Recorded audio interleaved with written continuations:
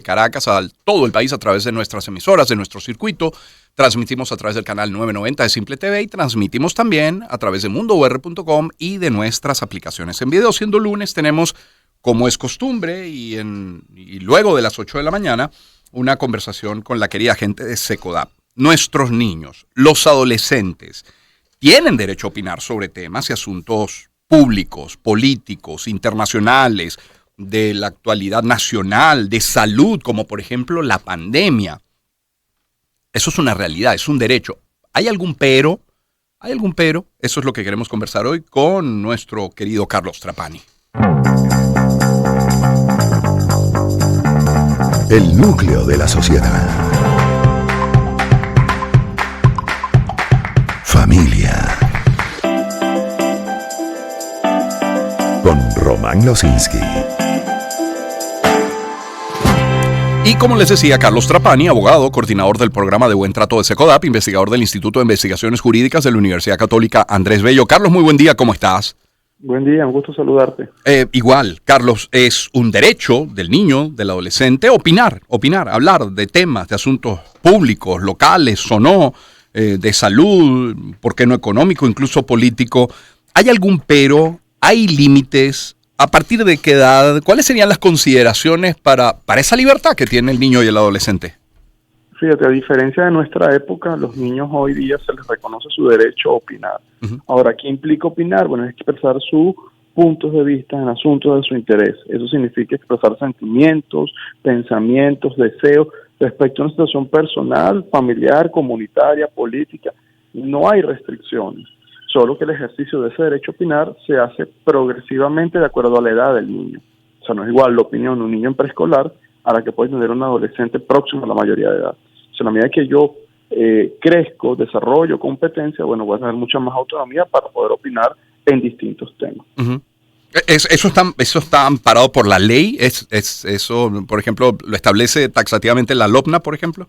El famoso artículo 80 okay. de la LOPNA y sobre todo la Convención de los Derechos del Niño. La propia Constitución reconoce que el niño es un ciudadano y tenemos que partir del principio que tanto el niño como el adulto tienen los mismos derechos, solo que los niños ejercen sus derechos progresivamente en la medida que ellos van creciendo. Pero el niño perfectamente puede opinar, puede tener derecho a la información, es su derecho a asociarse, a participar. Y bueno, cuando decimos que el niño es un sujeto... Perdimos el contacto con Carlos Trapani. Él es el coordinador del programa Buen Trato de Secodap y, como les decía, investigador del Instituto de Investigaciones Jurídicas de la Universidad Católica Andrés Bello. Carlos Trapani, parte fundamental, además, de la estructura de Secodap, @Secodap, por cierto, para que tengan allí su cuenta en las diferentes redes sociales, @Secodap. Hemos retomado el contacto con Carlos. Carlos, fíjate, ¿qué pasa si lo que yo tengo como visión del mundo, en casa me refiero, no va de la mano con la que tiene el maestro de mi hija o de mi hijo en el colegio? A ver, si hoy deciden en el colegio hablar de primaria, o hablar de la invasión de Rusia a Ucrania, o hablar de la guerra en Medio Oriente, o hablar de la pandemia, y no vamos de la mano, ¿qué pasa allí? ¿Qué prela? ¿Quién tiene la razón a la hora de discutir sobre la información que yo quiero que mi hijo maneje o no? Pensamiento único, ¿no? Ni nadie tiene la verdad absoluta de lo que pasa en nuestras vidas. Ahí lo que hay es que buscar consenso, buscar acuerdo y sobre todo orientar. Papá y mamá son los grandes catalizadores de la información de los niños. Y eso puede pasar no solo en la escuela, puede pasar entre amigos, con otros familiares. Entonces, hay que estar atentos con los niños, bueno, de que ejercen un derecho a opinar, pero también ellos son receptores de la opinión de otras personas. Yo puedo disentir de la opinión, pero yo en función a ese disenso, yo no tengo el derecho de atacarte, menospreciarte o discriminarte.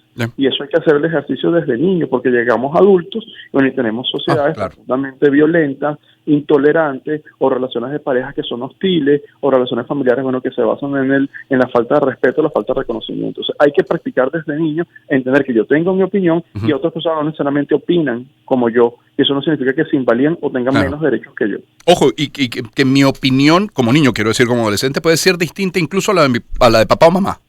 Sí, y pasa sobre todo en la adolescencia. ¿Dónde hay mayores conflictos en la adolescencia? Bueno, cuando mi opinión, mis valores, mis creencias no coinciden con las de papá o con las de mamá. Ya para niños pequeños siempre generalmente hay sintonía, pero el niño va creciendo y va teniendo autonomía, desarrollando criterio propio y va viendo el mundo de una forma distinta, bueno, como necesariamente lo veo yo como su papá o su mamá. Claro. Pues bueno, nada, agradecido, Carlos, por todo este tiempo, por toda esta asesoría siempre. Un abrazo. Vale, un abrazo. Es Carlos Trapani, abogado, coordinador del programa Buen Trato de SECODAP, investigador del Instituto de Investigaciones Jurídicas de la Universidad Católica Andrés Bello, de la Católica. Es @SECODAP, la cuenta de la organización. Son las 8:20.